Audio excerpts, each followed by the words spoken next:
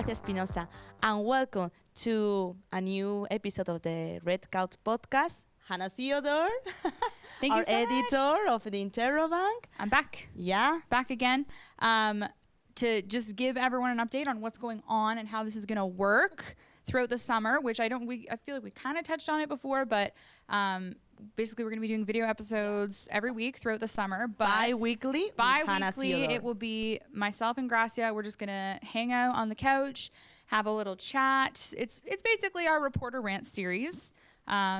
With It's a summer edition. Summer edition. Yeah, exactly. That. So we're going to try to keep it focused, like to a specific topic every time you and I are here. And then every other week, Gracia will have a guest that will be coming on the show. Someone from the outside, someone exciting. We'll have a nice interview and basically what you've come to expect from the Red Couch podcast. And then in between, you and I are just going to hang out and have a little chat. And our first episode was about our favorite places here in London. Yes. And today we are going to talk about traveling. We're going to talk about traveling. We're going to look beyond London. Yeah. It's very timely. I'm going on a trip. Yeah, in Very Europe. soon. I'm going to Ireland at the start of June. And I've been to Europe in the past. Like, I've done some traveling. I lived in the UK for a little while. So I have some experience in terms of like traveling Alone and with someone. Yeah, exactly. And I think, and then, you know, for you as well, you've come from Europe, and now you're here trying to travel within Canada. So I think, I hope that this will be kind of like an informative conversation too, because I do think like our combined experience, you know, there are a lot of things that are important to keep in mind if you're a young person and you're interested in traveling. So yeah, for sure. Because we are very young. We are still young. Highlight that we are very young. I'm very young. I'm dressed like a skateboarder today, and I am not turning 30 this year. Okay? Well, in my case, it's different. But, well, we are going to start for people who want to travel this summer across Canada. Yes. Your tips, because I'm going to give my example. I will be in Montreal and Quebec, and I know you have family there. Yes. So, first we start with Montreal. Mm-hmm. Okay. Give me tips for to Montreal, because in my case, I had to buy tickets with via rail.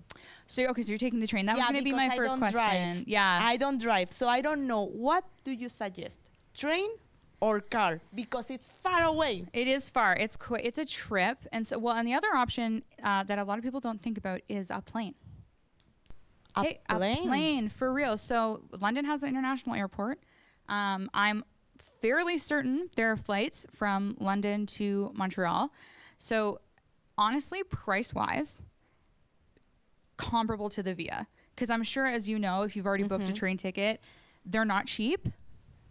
They're not cheap. It's not cheap to take the train. Depends if you buy the tickets 1 month, 2 months. It's like that's the thing. Flight. If the economy seats run out and you have to buy a more expensive ticket, that becomes a bummer. But even the cheapest seats, it can really start to add up.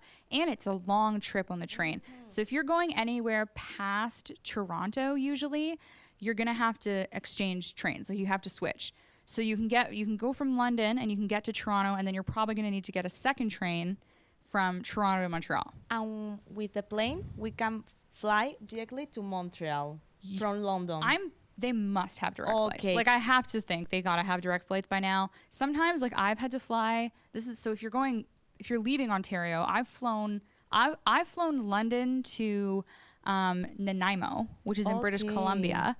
And to do that flight, that was 3 aircrafts, because I had to fly London to Toronto, and then Toronto to Calgary, and then Calgary to Nanaimo. Yeah, because for people who have just arrived for Montreal and Quebec, you have different options. But for example, if you want to go to Vancouver, another province far away from here in British Columbia, plane is the only way to arrive there. They are trains, but it's more than 2 days. Yeah, it's a long train ride if you're going.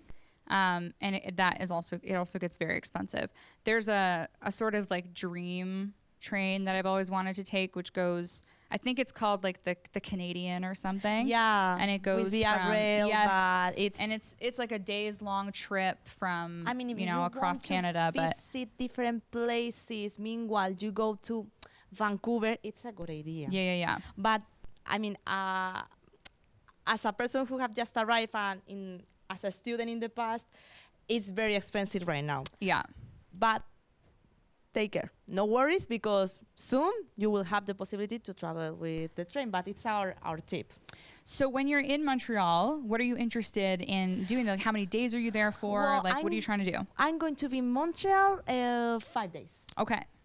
5 days. 5 days in Montreal. I So would are you seeing people? Are you going by yourself? I go with another person, my Okay. boyfriend, for example. Oh, nice. Yeah. Lovely. I mean, the Montreal is like kind of split up because there's like the island part of it. And then there's like Montreal. And so I'm not like, my family, when I would go visit, lived in like smaller parts of the city, like suburban areas. So I feel like I've spent not really enough time actually like in the city of Montreal. But every time I do, and I've done this the last few times I've visited, like there are so many like unique pockets to Montreal. And the cool thing too, well, not, I mean, it's cool if you're an English speaker. You don't really have to worry too much about French, thankfully. I studied French and you're past. Spanish, so I feel like you would be fine. I think so, because I mean it's important for Montreal, and I don't know if in Quebec for sure. It's important to speak French a little bit, or It's definitely like, I mean, the dialect they speak is also Quebecois. It's very unique. Quebecois is the Quebecois. same for Montreal, or Quebecois it's only for the Quebec? No, all throughout Quebec. Oh, okay. All throughout Quebec, they're doing the craziest French you've ever heard in your life. And so they tend to they'll recognize, I feel like, one, if you're European, because the kind of French that you'll be speaking is the same French that we get taught in Ontario, which is very sort of like proper French. And they can usually recognize that. They're like, oh, okay, so like you're not Quebecois, like, you know, they can sense the difference. Do you know how I explain that when I have to say, well, Quebecois is not the French from Europe, from France?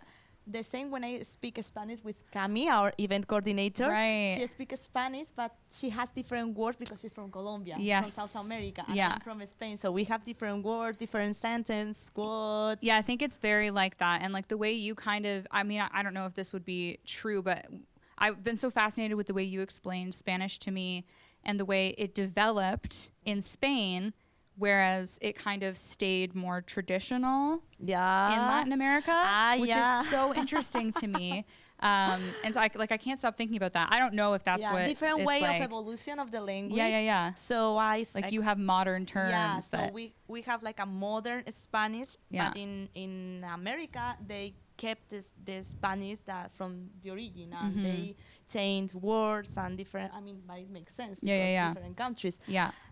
Colombia and Spain. So now in Montreal, for example, I would like to be sure, because a lot of people told me that Montreal, Quebec is going to remind you Europe. I don't know if you agree or not. Certain parts of it, 100%. I mean, it's old. It's one of like the more like that's the biggest difference I know, especially like Quebec City, and parts like there's a whole part of Montreal called Old Montreal, where it just feels like stepping back in time a little bit. And you've probably noticed in Ontario, like there aren't many old buildings here, or like there is history, but like not the same way that like I remember being in Scotland and looking at like. It reminds you of Scotland to Quebec, or no? But like when I was in Scotland, I remember I was looking at a church and it was so beautiful and like ornate, and I was just like in love with the architecture.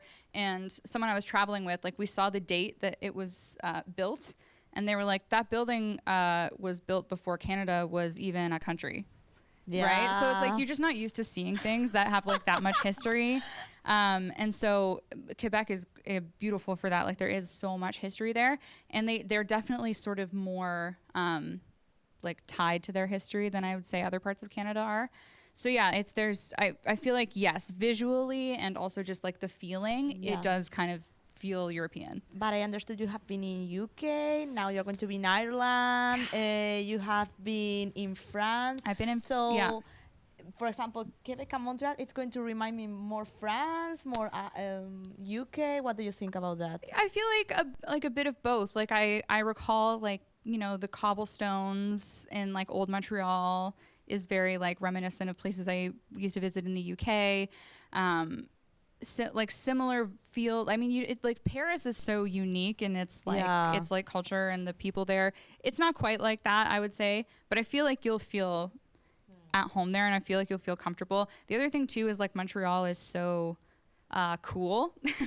Like parts of it are just so cool and like genuinely very modern, just in terms of like the attitudes of the people who live there.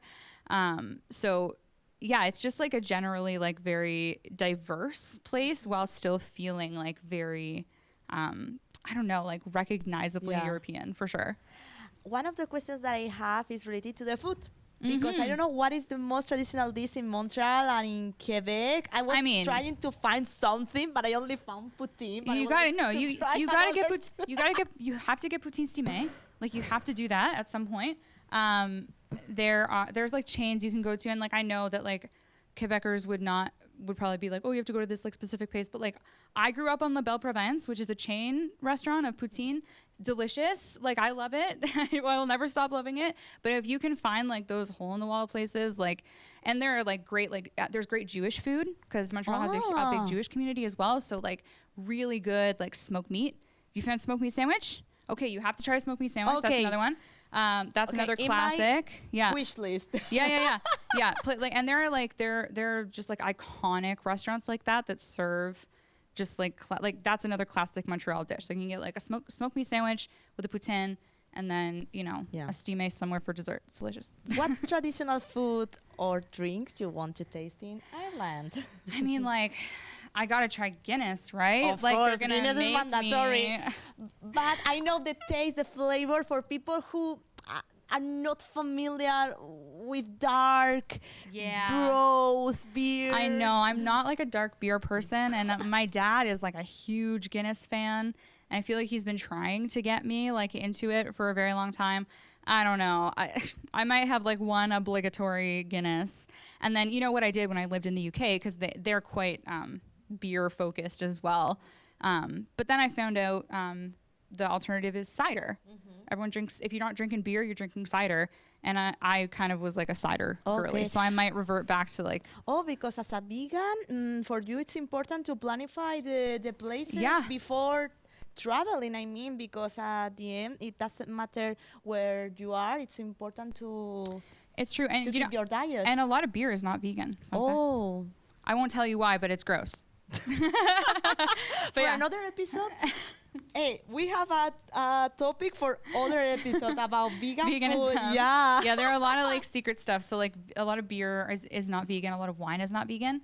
Oh wow. Yeah, it's just we have to talk about this.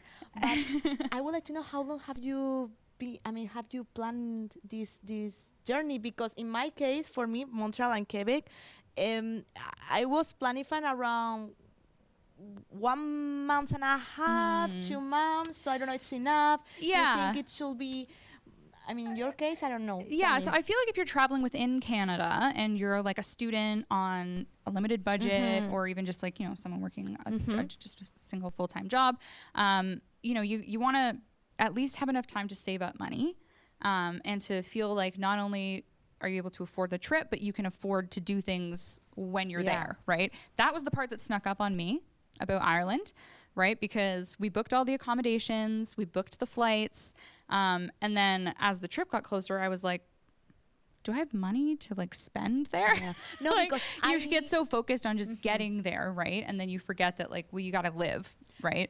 I heard that if you want to buy a flight ticket, it's important to book 6 months before. Yeah, if you're booking, even if you're booking within Canada, because flights here can get really pricey. Yeah. And then if you're buying a flight, internationally, definitely want to do it ahead of time. And the other thing you want to do, and this is a pretty well-known tip at this point, if you're searching for flights or accommodation, do it incognito, or change up your VPN, because the cookies are basically going to follow you. And so you're not always going to get the cheapest price because the like dynamic pricing models are going to say like, oh, well, we can see that you're looking for flights. So we're going to, you know, the prices, you might see more algorithm is following you. No, for real. And it's so true. And like, so they'll see your histories and they'll be able to kind of track that this is something you're doing. Yeah, they are going to solve you the highest price. Yeah, exactly. So it's always good to, if you're looking for flights or accommodation and you're looking for the cheapest price, definitely just like use incognito mode or use a VPN so they can't kind of like trace what you're doing. I don't know if you chose an Airbnb or a hotel in your case. In my situation, for example, I found cheaper hotels or hostels or than Airbnbs. I don't know if you noticed that in Ireland. Absolutely. And the other thing too with Airbnb, so like we're jumping all over the place. So we're staying a few nights in Dublin, and then we're doing Blarney, Cork area, and then we're going across to Doolin and then Galway, and then we have to go back to Dublin because we're going to fly out of Dublin. So we mixed it up a little bit. So in Dublin we're doing a hostel, which great tip for young people, like don't be afraid of hostels. Yeah, no. Oh my gosh, like they get a bad rap, but like are like, oh, why you are going to be in a hostel? No. I mean, I think people watch a lot of horror movies. 100%. Hostel scarred the kids. It's like, guys, they're not like that. They are not like that. Most of them are run by other young people, and they're great kind of like social environments. I've done hostels with friends. I've done hostels by myself. And in both cases, they're just really great ways to meet people. And especially if you're alone, right? You meet people. Sometimes you just want to do your own thing, but sometimes you meet people that you're bunking with and they say, hey, we're going here. You're like, well, I didn't have a plan. I'll go do that with you, right? Like I'll just if you're open, right? There's always that possibility. It's just like if saving money is important to you. Yeah. Like sometimes you just got to say, damn, this really is the best option. You know what I mean? And there are ways to do it where I know people get worried about safety, and that's so valid. One of the people we're traveling with was a little hesitant about the idea of staying in hostels. So the compromise was, you know, getting an all-girls suite, which is always an option, right? You don't have to do co-ed. And you know what's the best part about this hostel? We have an ensuite washroom. Wow. I know. Hey, it was a game changer. I want to say that I have never thought about the private and the washroom. I mean, I'm going to explain this because in all my journeys across Europe, for example, for me, the idea to share the washroom with other people in the same floor, it didn't make sense. But here, it's one of the options if you want to pay less for a bedroom. That's how I bunked when I went to school in the UK. It was I lived on a floor with a bunch of people and then a shared bathroom. So if you want privacy, important.